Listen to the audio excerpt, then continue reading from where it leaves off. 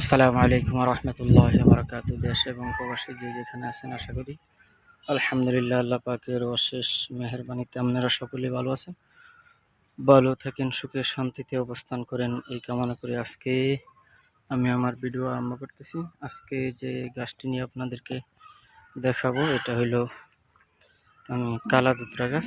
এটা দিয়ে অনেক উপকার হয়, তাছাড়া ক্ষতিও হয়। তো কেমনে সেবন করলে ক্ষতি হয় এবং কেমনে সেবন করলে উপকার হয় এই বিষয়টাই আজকে আপনাদের সামনে আমি তুলে ধরার জন্য অনেক দূরে আসছি একটা ভিডিও করার জন্য। এই যে এটা হচ্ছে কালা ধুতরা গাছ, এই যে দেখেন ফুলটি, এই যে কালা ধুতরা গাছ। এই যে আল্লাহ পাক এদের মধ্যে কত গুণ ক্ষমতা রাখছে, না দেখলে নয় হবে। এই যে হলো কালা ধুতরা গাছের গোড়াটা, এই যে কালা ধুতরা গাছ। তো এটার যে গুণাগুণ রয়েছে অনেক সুন্দর গুণাগুণ। যদি কোনো লোকে কালা ধুতরা গাছের উত্তরের শিকড় এবং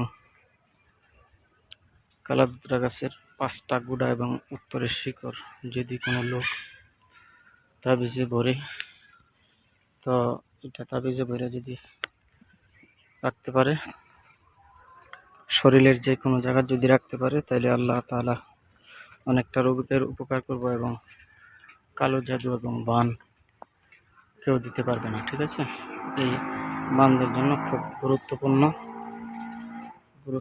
এটা একটা টোটকা।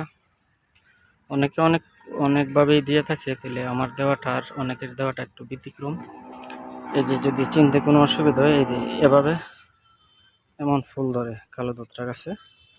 তো এটি কালো ধুতরা, এই যে দেখেন কত সুন্দর গাছ।